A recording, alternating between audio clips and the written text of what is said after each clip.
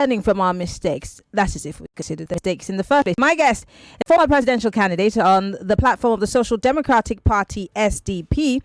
He's also a very renowned lawyer, and many would actually say that he's more of an activist, but hey, who knows? Prince Adewole Adebayo is joining us via Zoom. It's so good to have you join us. I think Happy New Year is in order. Yes, good to see you, Maryann, and God bless Nigeria. Great. Let's just go straight to it. First things first. At the beginning of this China versus Ogun State story, we saw the two former governors of Ogun State trying to explain the situation away. We also saw renowned economist and professor Patutomi sharing his experience as to how difficult it is to do business in states across the federation, especially in the case of Ogun State. And we saw how, one of the governors, hit back at him and tried to make a mess of it. But let's go to what's at the core of it. Signing of these MOUs or contracts. I always ask the question, how binding are contracts to Nigerian politicians, let alone governments? Well, contracts are binding irrespective of this attitude of the person signing. The ingredients of a valid contract will always remain that there is an exchange between the parties, which means somebody offers something and the other person accepts that. And both of them have given value, which we call consideration. And the parties are, at the time of exchange, understand the same thing. Whoever is selling knows what is selling. Whoever is buying knows what is buying. Whoever is rendering a service or promises to render a service knows what is offering, and the person accepting knows what is being expected. And there is nothing in the law which makes that contract to be illegal. So basically, it's not a case of both of them agree to commit a crime, or something against public policy. So if, for example, Ogun State were to sign a contract with China to allow Chinese to come to Nigeria and work here, it will be illegal if they don't do it in line with how the federal government manages our immigration policies. If they intend to sell Nigerians to go and work in China, that would be unlawful. You can't do that. So, but outside that, the contract is binding, and you are not signing with the governor. You are signing with the sovereign. You are signing with the state. So it is assumed that the people of the state will not bring their worst elements to go and be governor there. So whoever they bring to be their governor is acting on their behalf. So it's part of what the Nigerian voters might consider when they are considering who can be a governor or president or something. They might say, okay, apart from expecting the person to tar roads for us, to pay salaries of teachers, to do other things, this person might actually sell us away completely if we don't put the person who's organized in the place. Okay, very interesting. Now, we also are made to understand that the company, that's the Zhongshan Fucheng Industrial Investment Company Limited, the Chinese private company that obtained that controversial court ruling to confiscate Nigeria's sovereign presidential jets due to that failed multi-dollar contract, was barely months old in Nigeria when this deal went south. But let's again look at what's at the core, because this morning I saw a newspaper headline from former governor of Ogun State saying the Chinese tried to scam us. And yet we also hear that Mr. President is going to China to have a conversation also about the fact that, because, the jet that the president flew in, I hear that, they had to release it to us for him to be able to make that trip. Again, even though it wasn't the federal government that signed that agreement, it ropes them in.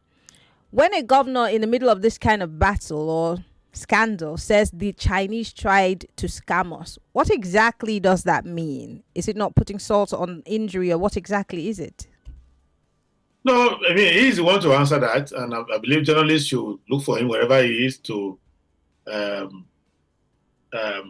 ask him that question. But I also believe that that governor does not owned a radio station or newspaper, somebody carried that message on his behalf. That person should have vetted it. So if you are a responsible journalist and somebody who is involved in a controversy comes out to say the other person is trying to scam him or whatever, you are duty bound professionally to say, what do you mean by that? You don't just go on air or in print and just circulate that statement that might have no evidence behind it. But it doesn't mean that the governor is wrong with what or is right. That is subject to evidence based on the facts. But what cannot be disputed is the fact that if he was the governor at the time and he now says that he wants to be scammed, he is probably telling us that the voters exaggerated his IQ, that he's not as intelligent as the voters expected him to be, because you know that that is why there's age limit before you can become a governor. So toddlers don't become governors. So if you are the scammable type, that you don't have a system to check, you don't have a Ministry of Justice, an Attorney General, you don't have a public procurement body in your state, you don't have the State House of Assembly.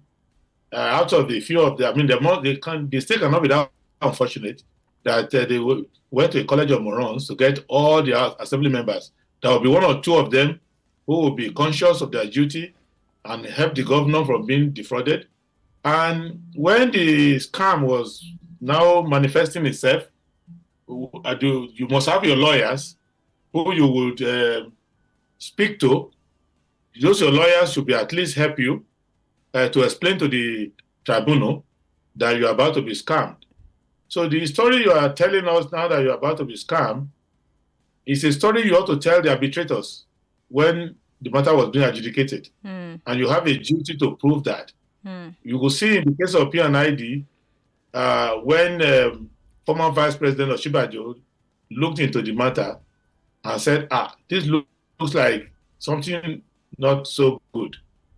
Nigeria's brave lawyers, I know the lawyers quite well, I worked with them before, and they're very smart lawyers, and they went and filed application in the court to say that this is a scam. And the court listened to the evidence and saw that, yes, this looks like a scam. And if you look at that P&ID scam, the scam did not originate in Ireland. The scam originated from Nigeria. So I don't know how Chinese can fly thousands of miles to come and scam someone in Ogun State if the chief scammer is not already waiting for them in Ogun State there. So, but we'll wait for the evidence. So we can't stop the governor from talking. It could be that he's saying it, maybe he has been saying it privately before, and this is an opportunity for him to say it now. Or he might be saying it because he occasionally seen vehicles that resemble EFCC vehicles circulating around his neighborhood, and he thinks, let me start laying foundation in case they come for me. But either way, whatever the motive is, when you say you are being scammed, the evidence should be clear, and we'll see it. It is possible. If he says he's been scammed, they won't be the first Chinese to scam people. That's not the issue. But evidence is important. Okay. But the procedure for dealing with contracts is what we need to be serious-minded about. And even Nigerians, without even going all the way to China, Nigerians will know that many government institutions do not treat contracts with seriousness. And that's where I want us to go to, because, like I said, the PNID is a point of reference. And then there's several others. Let's go back to what Professor Patutomi insisted on. He said the business was a done deal. They were bringing an agriculture development project to the state.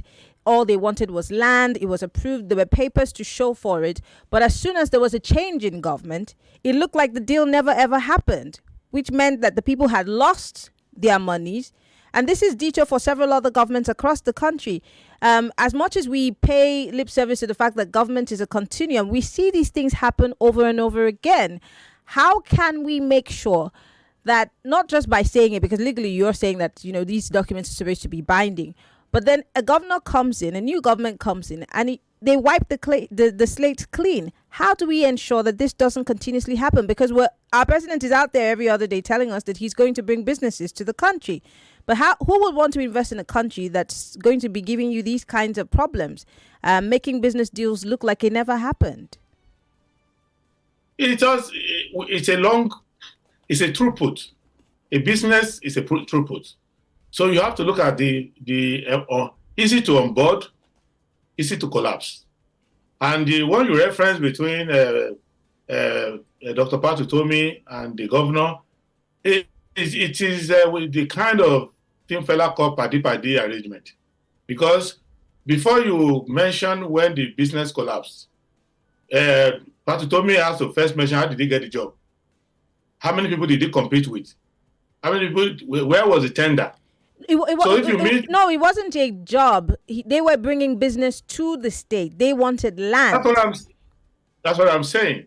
Where there's a procedure for procuring land and property. What I'm letting you know is that you can meet a governor in a corridor of a hotel, and due to one political favor, maybe you wrote one article in their favor or whatever, and everybody's a brother. If you listen to Nigeria elite, anywhere they meet, so is my brother, so is my sister. All of these brother-sister things is based on exchange of opportunities that are not objectively exposed to everybody. So one governor likes you, he gives you, say, okay, bring all your partners, but you will see that the state processes, all that needs to be done, that in the investment law, they won't be followed.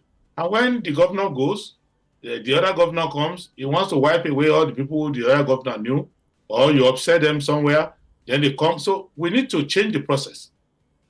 And that's the kind of advice we give to businessmen when they come and say, the governor was my classmate, or the minister is my in-law. We always tell them, okay, this person will not be there forever. Therefore, what is the legal process for getting things done? You are hearing recently that they are awarding a contract from Lagos to Calabar.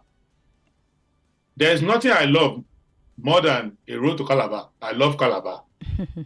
However, I would say, where was the contract tendered? Who bid for it? Who did what? And it's about 15 or 1.5 trillion. What about $10 billion, that kind of contract? Now, if something happens and there's a change of government, the same way this contractor got it now smiling to the bank without going through the publicly vetted system, that's how the next person will come and question it. But I'm just giving you the context that sometimes it is just the industocratic attitude of the governor. Sometimes it is that when the contract was being given out in the first place, they jump many of the procedures, and the new person comes, he says, no, you didn't follow due process. But one way or the other, the contractor will be able, or the private person, the counterparty, will be able to convince a court easily that whatever procedure was not followed when I got the contract was not the aspect that had to do with me. I'm not in government. I don't know what their procedural details are. But if you want to deal with it, especially now that it implicates all of us, whatever is done in one state implicates everybody, in terms of when it goes international, what we need to do is to have a nationwide understanding of onboarding process in any contract, any MOU, any relationship. At the federal level, they have the Infrastructure Concessioning and Regulation Commission. And the gentleman who is there now is a highly cerebral person. It's an opportunity for them to now make states to go through this process. So that if you are the classmate of a governor, you just don't go and get a contract. And then when foreigners are coming in, we have many institutions. We have the Investment Council. If technology is implicated, we have the agency dealing with bringing technology into Nigeria. If it has to do with money, you have to bring certificate of capital importation. There are processes. If you are coming to an export processing zone, there's the Export Processing Zone Authority. Yeah. So these agencies now, we need to make a regulation that whoever you are, whether once you are a government agency, including local government, now that they will soon be getting their money directly. Don't be surprised that Chinese may be aware of that, and their best friends now will be local government chairmen. So in that case, you set up that law across the country and put an invalidation clause in the statute that any contract that does not go through this system is null and void. That way, you can control it. And so it's only the contractor now that will have themselves to blame. So it will be clear, that's how to go about it. But with respect to, I don't know if you want to respond to that, what the president is doing in China. Exactly, I was coming to that. Yeah, but go ahead. It's got nothing to do with the problem with that company, because the amount is so small. Maybe I don't think Mr. Chairman Xi is going to raise that issue. But it does affect our presidential jets, our presidential fleet. So why wouldn't it be front and center? It cannot be. If $70 million is nothing to the Chinese, what the Chinese have to gain in Nigeria is far in excess of that. But what I know is that the company might solicit the assistance of the government of China to say, please mention it to your colleague from Nigeria when he comes, that they should make this payment. But the Chinese are very careful when dealing with sovereigns. They try not to. China will not, because of a debt owed to a private company, have a problem from a country where they are gaining a lot. So, but the seizure of those jets, it's in law not a very straightforward thing, because I don't think they have the right to seize those jets. Why? Because those jets are immune. It has nothing to do with whether you owe the money or not, or whether the money ought to be paid or not. They are invalid. They are diplomatic assets. All the aircraft are diplomatic assets. But if of course I do know this, but if it were diplomatic, why did they seize it in the first place? Because if you're saying that diplomacy covers these fleets, why did they hold it in the first place? It's what we call ex parte procedure. In law, ex parte procedure, if you come and you make statements on oath in an affidavit to a court, and you say you are even though your name is Michael, and you say you are a woman, the court will not argue with you, because the other side is not here. So the court might give you a temporary order and serve notice on the other side. So that notice on the other side, when the other side comes, they will now tell you, no, you misled the court. You didn't tell the court that these aircraft are diplomatic assets, because there's no way they will go to the French court and say, here are presidential jets and they are diplomatic assets. We want to seize them. The court will not answer them. They will argue like this, as I've done in the past. You argue that, well, they are here for servicing, and because they are here for servicing, they are commercial in nature, because you don't have to be a sovereign, you don't have to be a government to service aircraft. Are you still there? Oh, we lost that connection with Prince Adebayo. For those of you who are just joining us, the program is Hard Facts. We're still talking about the Ogun State government versus the Chinese company, and of course the $7 million $7 million fraud. I beg your pardon. And the bigger question is, will we make sure that these kinds of mistakes don't happen in the future? And what deals do our state governors go into that sometimes gets us embroiled in these kinds of situations? My guest is back, but we're going to go on a quick break. When we come back, let's talk about, of course, what the president is going to do in China and how this will translate into development in the country, especially looking at our debt profile. My guest is the presidential candidate on the platform of the Social Democratic Party, SDP, in the past general election. Stay with us. It's still Hard Facts, 99.3 Nigeria Info.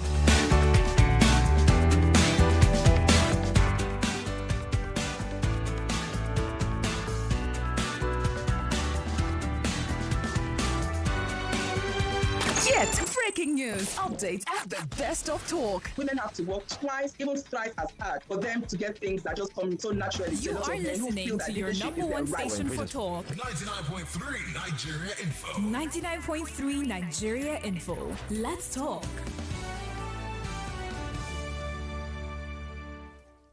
Oh, Why is the water still leaking? And how do I find a plumber around here now? You are seriously worrying yourself? Are you going to do the plumbing work for me? Nah.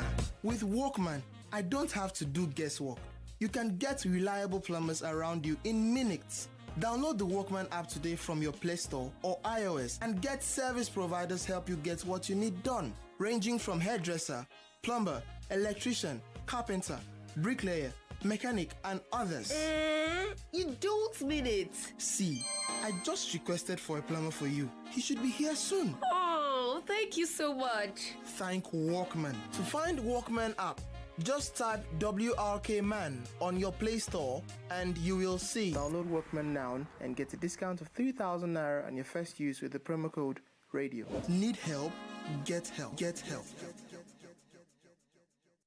Embassy card, be money for card, enjoyment for your hand. The future of payment that serves you well on demand. Shamali collect your embassy card, light green and gold.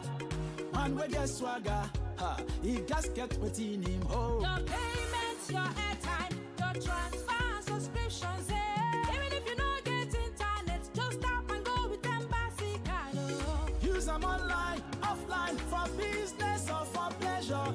Embassy card is for merchants and customers.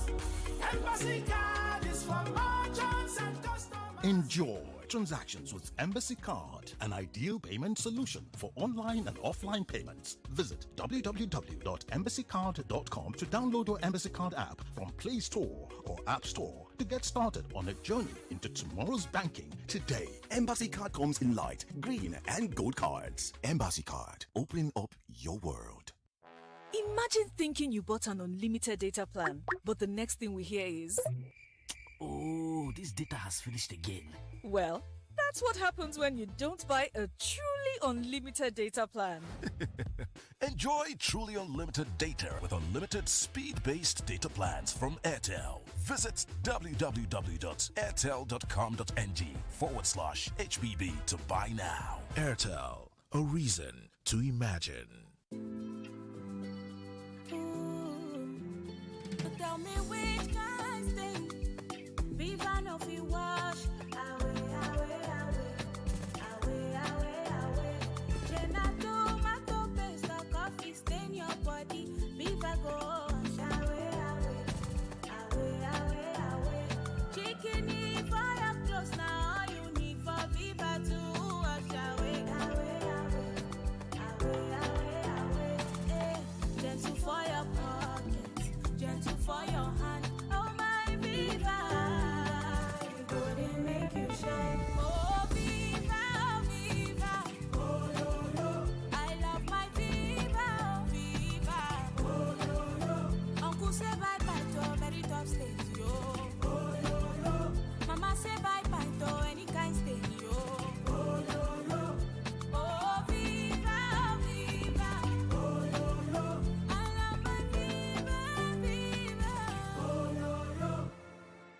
Price of everything in the country just keeps going up. That's not completely true, because the Samsung Blue Tax sale is here again. Simply walk into any accredited Samsung store, buy your Galaxy Z Fold 6, or you could trade in your old device and get your free double-door refrigerator that comes with 20 years warranty, digital inverter with voltage control and all-round cooling for maximum freshness. That's not all. There are discounts on the Samsung Galaxy A55, A15, and A05 series, as much as 70K off these devices. Offer starts from August 19th while stock lasts. Terms and conditions apply. In Nigeria, the weather can change in an instant, just like life itself. Even when you are caught in a heavy downpour or harmattan has left your skin dry, there's one thing that never changes: the restoring power of Vaseline Petroleum Jelly. Because we all know when harmattan strikes, if you are not protecting your skin, it cracks. So do your lips, and no one wants that. So use Vaseline Petroleum Jelly to keep your skin healthy, smooth, moisturized, and protected all day long, so you can embrace every season with confidence. My guy, how far now? Oh boy, network no allow me run transfer give my mama. Since morning, only one bar. Can you imagine? I beg, hotspot me now. No be Union Bank account you dey use. Yes, na Union Bank. Now, just dial *826# and you go fit send the bar without data. You walk oh. Before call, now you no get updates now. Take advantage of the seamless *826# USSD. Pay bills, send money, buy airtime, and even generate the pay code and PIN for cardless withdrawals. Embrace data-free banking today. Dial *826# to get started. Available to new and existing customers. Union Bank, your simpler, smarter bank. Hey there. Sharing is caring, and sharing your phone's hotspot is a great way to help a friend in need. But wait, are you keeping your data safe? Here are smart tips to control your data while sharing your hotspot. Lock down your hotspot with a strong password to ensure there are no data party crashes. Also, remember to change your password frequently to avoid unauthorized use of your data. So, go on, share your connection with loved ones securely and still have plenty of data left. Visit your mobile operator's website or consumer.ncc.gov.ng to learn more. This message is brought to you by the Association of Licensed Telecoms Operators and the Nigerian Communications Commission.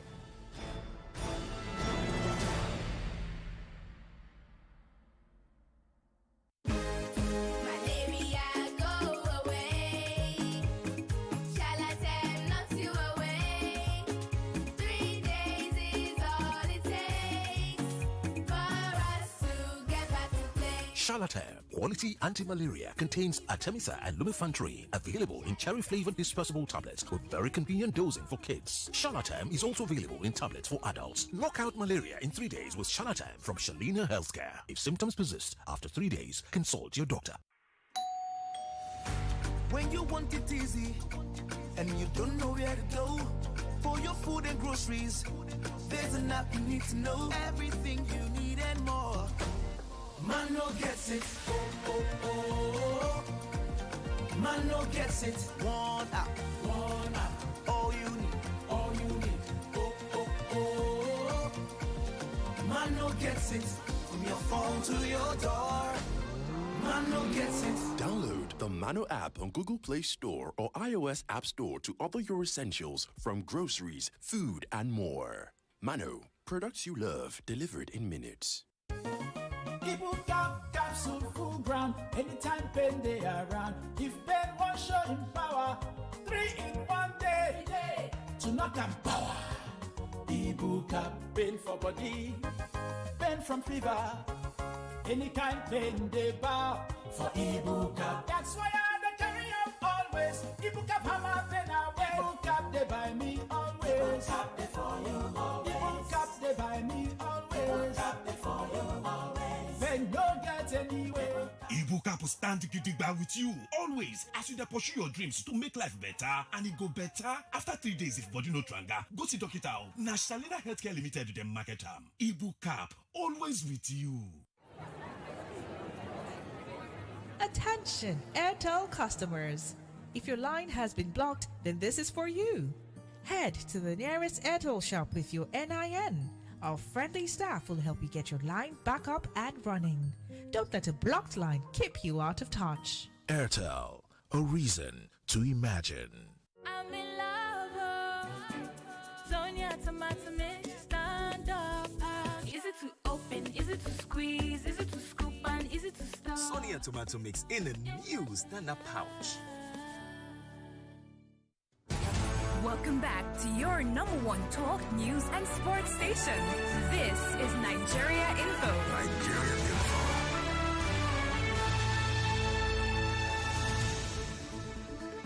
Millions of listeners trust us on Hard Fact. Whether it's politics, social issues, controversies, and trending stories. You know we're credible and objective. It's Hard Facts with Maryann Okon on 99.3 Nigeria Info. Yes, it is Hard Facts, and we're reaching you live from our audiovisual studios right here in Itimi and Crescent, Victoria Island, Lagos. My name is Maryann Okon. This is Hard Facts. My guest, Prince Adebayo, has been speaking to us about, of course, the legalities of some of these contracts that our government sign on behalf of us, of course, with foreign entities. And we're still talking about the Ogun State government situation with China. But now we're moving gears to talking about Mr. President's visit to China and what developments this would bring to us as a country. And this is one of the many of Mr. President's travels and talks that he's had over the 1 year that he's been in office. Let me come back to you, sir. Most importantly, Nigerians are saying we're in the smack right in the middle of an economic downturn. The cost of living continuously is rising higher. Nigerians have protested, even though that protest has been somewhat been made to look like it was a bid to bring down Mr. President, according to members of Mr. President's cabinet.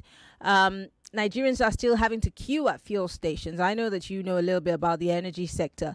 Nigerians have not been able to, their purchasing power has reduced, yet everything else is expensive.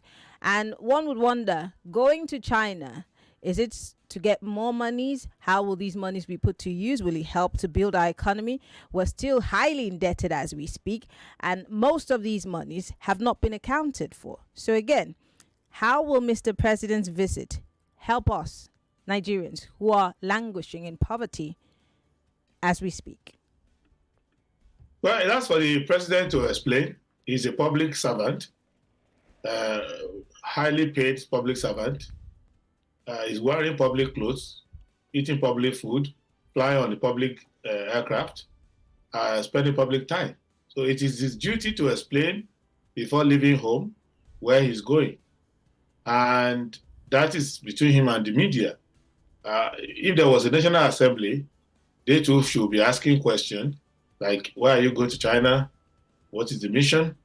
But from third-party information, I know that he's going there as a way of doing public business. Yes. But it's his duty to explain to the public what he's going for. He owes the public that duty. And those spokespersons that he has, their job is not supposed to be insulting people or anything like that. It's this kind of job that they should be doing. They should be explaining to every segment of Nigeria. Well, to their credit, during the Galali told us that the president was going to meet with Huawei Technologies as well as China Rail and their construction company. They said this is with a view to achieve one of the president's top agenda items, which is the completion of the Badon-Abuja segment of Lagos-Kano high-speed rail rail line. So yeah. Yeah. So that is for the media now to ask for concrete evidence. What's the target? And I believe that some media also followed the president to go there. They will also observe it. I also noticed from my own intelligence that relevant government agencies, including the customs and some of them, have been there ahead of the president. So those who are relevant, so it's some government business they're going to do there. Hopefully they do in a way that makes sense, and the future government will not come and say they were But how does this address the immediate problems that we're facing right now as a country? I mean, many people would say, how does building the rail line right now, ameliorate our sufferings or reduce the amount of money that we use to buy a bag of rice, or even a model of rice right now?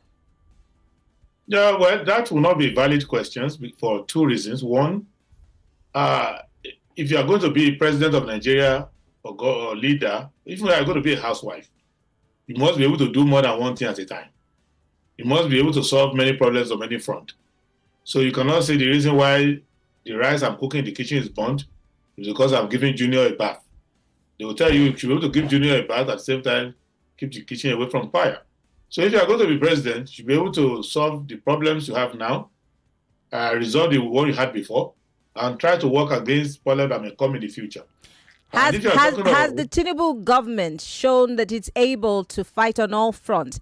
In the 1 year plus that the president has been there, does it seem like, we've seen a lot of talk and movement, but have those movements really yielded anything from your perspective? Don't even use my perspective because I'm biased, I'm his political opponent. Use the perspective of the man on the street. They haven't even shown that there's a Tinubu government in place. I know there is a Tinubu, a real person, who is a president, but that there's a government in place addressing easy to address issues that they can address immediately. They're not addressing those. So, but they are flailing around and jumping from place to place. So, I mean, they are showing up. So, but if you see the continuous assessment of a student, which is 40%, and that student has scored like 2 or 0, then you don't expect too much of a miracle in the exam. So what I can say is that the fact that rice is expensive doesn't mean that you should not build the railways. In fact, if you have built the railways, maybe the rice will not be this expensive. It means that it will be cheaper to carry goods across the country cheaply. I'm a farmer. I know how costly it is. Sometimes I plant crops. Sometimes I grow animals for a whole year or more. And the transporter who is transporting my cattle from Adamawa to Lagos, for example, may make more money on that transportation than I have made raising the cattle for a whole year. Same thing when I harvest my oil palm and I'm taking it to the market, I see that the amount of money I'm making is not more than that transporter who is 32 days to carry them from Ewu in Delta State, Edo State, to Kano or to Lagos. So it is important to build infrastructure. So the fact that the government is failing in one thing or the other doesn't mean that they can't succeed in some specific area. For example, as unfortunate as President Buhari's government was, and a failure on all fronts, they still managed to complete the second Niger bridge. So, and if I become president today, I won't come and deal with that. Maybe I will deal with another thing. So you can't say because they are failing in one thing, they should discourage them in everything. So a student who got an F in maths can still have a B in literature. So you don't say should not study that. So that's basically what I see. Okay, in 60 seconds, because I want to bring Lagosians in. The phone lines are blinking and people want to ask questions. Let's talk about the energy sector quickly, because I wanted to just push that question to you. The NNPC, the fuel queues, the stories from Mele Kyari, from when he took over under the Buhari administration, the promises that were made and the tall tales, even the most recent being that they owe $6 billion dollars to the guys who are supposed to give us petroleum products, and it's like a whole web of lies, and we don't even know what to believe. And now we hear that the NNPC is being unbundled and sold to some private entities, and questions are asked: who are these entities being sold, or who are these entities who are buying the NNPC? What do you make of what's happening with the NNPC? Should Mele Kyari go? A lot of people are also asking, why is it that Buhari and, of course, now President Tinubu have held on to that office of the Minister of Petroleum, yet that ministry is failing? Well, NNPC is the sacrificial lamb of Nigerian politics, because that's just like Central Bank is, and other agencies like Inland Revenue. You should know that an agency will fail, given our bad politics, if that agency is controlling a lot of money, because the NNPC has no reason to fail, has no reason to have many of these problems. And when it was born in 1977, many of his colleagues have now become international in their own right. So the NNPC is a victim of Nigerian politics, because that is one of the areas people go to finance politics, to siphon money, to divert resources. And that is the problem of NNPC. The petroleum industry is an old industry. There's nothing complicated about it. It's not high-tech. There's refineries that were built in 1906, they are still operating. And if you are even building a refinery now, in the year 2024, that refinery is not far more advanced than the refinery built in 1900. It's an old technology. It's an old sector. So it's older than Nigeria. So we should not be having problems there. What is happening that's manifesting on the streets that they are using NNPC money to do politics, and that they're diverting the money. But NNPC running as a corporation, any person with an MBA and some bit of common sense can run NNPC at a profit. The intention is to use it as a cover-up. So you're saying that whatever is happening, so you're saying that everything that's playing out is deliberate, and we're made to suffer deliberately because someone's trying to finance their political ambitions. Is this what you're saying? That has been the history over time. And that has been the history when they are selecting who's going to go there. It's not only this government. That is one area in Nigeria that has continuity. Even PDP comes, APC comes, it has continuity because that if you see a fountain, that's where all cows go to fetch water. So it's an oasis of fraud. And that is what they use it for. So if you want to analyze an NPC, that's how you analyze it. Whether it is PDP, whether it is 1977, it was a problem. It's always a problem. And that is why the captain of the ship. Oh my goodness. I think that we have lost that connection with you. Can you hear me? I can hear you clearly. Yeah, you were saying the captain of the ship did what in closing? The captain of the ship and the head of the pirate is always the one in charge of the ministry. That's why the president always takes it. And the few presidents who have not taken it, like Goodluck Jonathan and co., I believe they regret not taking it because whoever you put there will be bigger than you. That will be an alternative president. Everybody will be going there. So that is why they left. Let's bring Lagosians into the conversation. If you're listening to us, we're live on facebook.com/Nigeria Info FM. We're live on YouTube, Nigeria Info FM. If you're listening to us from outside of the country, we're Nigeria Info FM on Skype. Join the conversation. If you're a male, call 0201-277-0993, 0201-465-7190. For the ladies on WhatsApp, it's 08095975-805. I'm going to give everybody 30 seconds because we have a very limited amount of time. 30 seconds, name, where you're calling from, go straight to the point. We'd appreciate that. Hello, welcome to Hard Facts. Good evening, Maryann. Good evening. Yeah, this is Pastor Ladipo. Go ahead. You see, a lot of these government businesses are shrouded in secrecy. This issue of Ogun State, now I want to ask this analyst. I know he was once a presidential candidate. My question to him is this. If a state commits a breach of contract, what will happen that they will not want to have it over the federal state, over the federal government? That is the point where I don't understand. And on what ground did they cancel that contract? Thank you. All right. Thank you very much, Pastor Ladipo, for calling. Prince. That was a quick one. Just 1 second. In international law, Nigeria is one. The states are not known. So when a state is borrowing money or is doing transaction or has an obligation internationally, they will hold Nigeria because there's only one entity called Nigeria. The states and local governments are not known overseas. That is the rule globally. So if it is a state of California that is owing money to a Nigerian entity, if you go to international tribunal to try to enforce it, you can only enforce against United States. You can't enforce against California because it's not known on the international stage. And the reason for the breach was that the company itself is the second Chinese company. There was an original Chinese company that was hired or engaged by Governor Daniel to do the project of export processing zone. And then when Governor Amosu came, as is typical of Nigeria, he brought these second people came to him to upstage the first people. So over time, they discovered that the first people that they had problem with are even better than the second people they tried to use to upset them. And they now terminated the second people. It is the second company that is now claiming money in court. So that's the summary we'll say in a short order. All right, let's take a few more calls. Hello. Turn off your radio, please. All right, turn off your radio and call us back. We don't have too much time. Hello, welcome to Hard Facts.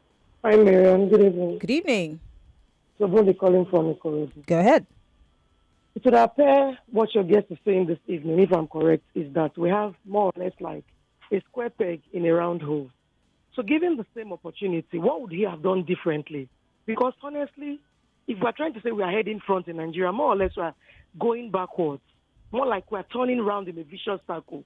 What would he have done differently to yield results? And secondly, I've heard these people say they can sell Nigeria to China. Is it possible? I may sound shrewd here, but I just want to know, can this country be sold? I don't pick China name already. All right. Thank you very much for calling. Would you like to answer that quickly so we can take one more call? Yeah, briefly, what we will do is different, and we have been saying it during the campaign.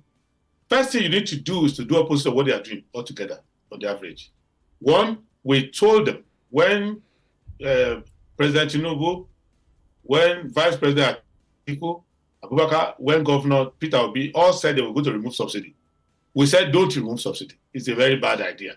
So it didn't matter. It doesn't matter whether it's Tinubu that remove it, Atiku remove it, Obi remove it, somebody else remove it. You would have two problems immediately. You will have price hike, and you will have supply problem, because the subsidy needs to be paid for by somebody. And the real driver of our petroleum price is not the subsidy, but the foreign exchange. Because you are paying for it in dollar and selling it to Nigerian naira. And if the naira is not stable, then the differential will show. Secondly, you killed all the refineries. You did not make them work. And you cannot remove subsidy when you are importing, because who is going to pay for it? And petrol is important. Regarding China, China is not calling anybody to come. There are many ways to partner with China. China is not a dangerous country to do business with. It's a question of what business do you do with China. In fact, the biggest business partner of China is the United States. Next to that is the whole of Europe. And China is doing business with everybody. And China is willing to do business with us. But what is happening is that we don't have discipline in our government. Nigeria is not as broke as they are making it to look. Really? The problem with no, Nigeria is a very wealthy country. Now, if the government wants to declare the money, Nigeria does not even need to borrow from anyone. But the reason why they are borrowing is that they are in government, they have a short time. When these people come to government, they have 4 years. They are not satisfied that the money the government is making in 4 years is enough for them to steal or waste. So they will want to borrow money ahead. That was what Buhari did to Tinubu, and Tinubu wants to do it to me or whoever is coming after. What Buhari did to Tinubu was that he did not only collect all the money he sold in the crude oil, he sold future crude oil and collected the money. So when crude oil is being produced now, they are still stealing the crude oil in the creek. You know that June last year, 2 years ago, I appeared at the NBA conference. I announced that they are stealing 80% of our crude. Now, they are still stealing the crude now. They've reduced the percentage, but they are still stealing it. Wow. Second, the crude that has been recorded, they are already pre-sold, and Buhari has wasted the money. And Buhari himself is able to do it to Tinubu because Jonathan did it to him. Jonathan did swap and collected money ahead, but Jonathan did not do it for as many years ahead as Buhari did. And if Tinubu is taking loans now, given his record from Lagos, I may suspect I will be taking loans of 20 years. So this is where we need to pay attention to what they are doing. But the problem facing Nigeria is that we have politicians in powerful places, but they are not behaving like a government. And this is not an insult. You will see in your life that there is no sign that there's government around you. Even the policeman, who is a representative of government, is standing on the road and openly collecting 20 naira or 200 naira. He is a functionary of government. Government cannot control him from committing crime. It shows to you that there's no government on ground. We have to go. If they are doing openly, what happens? What you cannot see. We have to go. Unfortunately, I wish we had more time to talk about this oil and gas sector, but maybe sometime soon we'll bring you back to, unbundle the whole drama that's happening in the NNPC. Prince Adewole Adebayo is a former presidential candidate with the Social Democratic Party, SDP, in the last elections, and he's been here talking to us about, of course, the China-Ogun situation. Thank you so much, Mr. Adebayo, for coming on the show. We appreciate it. Hopefully we can get you back soon. Thank you. God bless Nigeria. Thank you very much. All right. Well, Lagos, we'll have to leave it here. Yvonne Haifel comes up with the news at the top of the hour, 4 o'clock. My name is Maryann Okon. Don't forget, follow me on Twitter, Instagram, Threads, MIMIEYO. And of course, follow all of Nigeria Info's programs. The news comes up at the top of the hour after these messages.